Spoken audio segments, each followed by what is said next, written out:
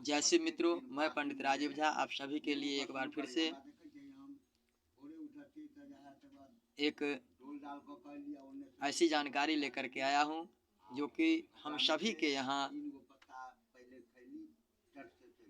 हम सभी को जानने के लिए, जानकारी में रखना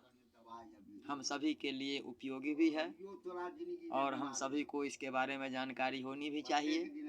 क्योंकि हम सभी के घर में 2 महीने 4 महीने साल भर 2 साल हमेशा पूजा पाठ तो होता ही रहता है। और उस पूजा पाठ में हम देखते हैं कि हम हवन भी करते हैं, लेकिन एक चीज़ देखते हैं कि जब भी हम लोग हवन करते हैं, पंडित जी आए, ठाकुर जिसे नाई कहते हैं अर्थात हजाम, वो भी आता है,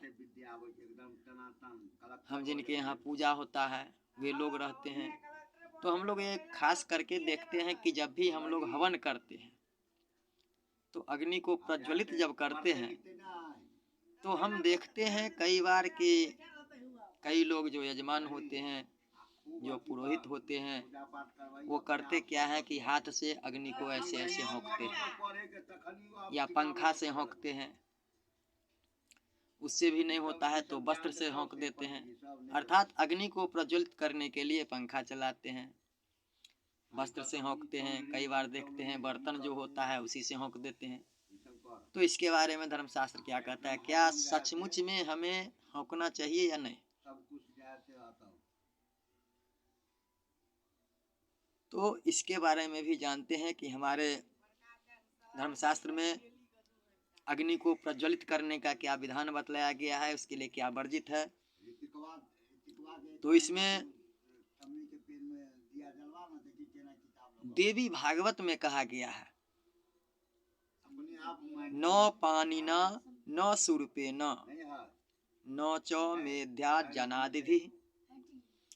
मुखे नुपधमेदग्निं मुखादेव व्यवजायत पटकेन भवेद व्याधि सुरूपेण धननाशनम पानिना मृत्युमाप्नोति कर्म सिद्धिर मुखेन्तु। अर्थात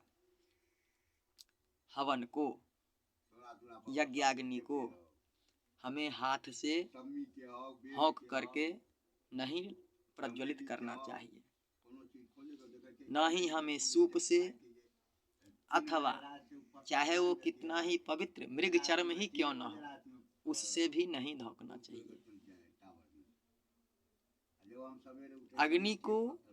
हमेशा मुख से ही फूकें, मुख से ही प्रज्वलित करें, क्योंकि अग्नि का उत्पत्ति स्थान ही मुख है और मुख से धोंकने से ही कर्म की सिद्धि होती है। इसमें भी कहा गया है, पटकेन भवेद व्याधि सुरूपेण धननाशनम पानिना मृत्युमाप्नोति कर्म सिद्धि मुखे। क्योंकि हाथ से होंकने पर अथवा वस्त्र आदि से धोंकने पर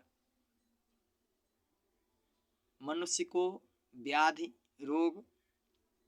की वृद्धि होती है, उसके घर में व्याधि की वृद्धि होती है, रोग की वृद्धि होती है। यदि हम सूप से धोंकते हैं, सूप से होंकते हैं तो धन का नाश होता है। यदि हम अपने हाथ से होंकते हैं तो मरण तुल्य कष्ट होता है, किंतु यदि हम मुख से धोंकते हैं तो हम जिस कर्म के लिए अग्नि को प्रज्वलित करते हैं वह कर्म सफल होता है। तो अब आप लोग ये बताइए कि हम जब भी पूजा पाठ करते हैं तो किसी न किसी कर्म की सिद्धि के लिए ही करते हैं, और हम मुख से अग्नि को प्रज्वलित नहीं करके पंखा से, वस्त्र से आदि से हम अग्नि को प्रज्वलित करके अपने कर्म को निष्फल क्यों करें। इसलिए हमें चाहिए कि भूल कर भी जो भी, लेकिन इसके लिए भी है जो द्विज, जो यज्ञोपवीतधारी हो, उन्हीं को अधिकार है कि मुख से अग्नि को धोंके। उसमें भी अग्नि और मुख के बीच कम से कम 1 हाथ का फासला रहे, हो सके तो बांस की फूकनी ले करके धोके, बिल्कुल मुंह को सटा करके नहीं धोके, और कोशिश करें कि अग्नि को मुख से ही प्रज्वलित करें, वस्त्र आदि से प्रज्वलित ना करें। यदि आप लोगों को मेरे द्वारा दी गई ये जानकारी अच्छी लगी हो तो कृपया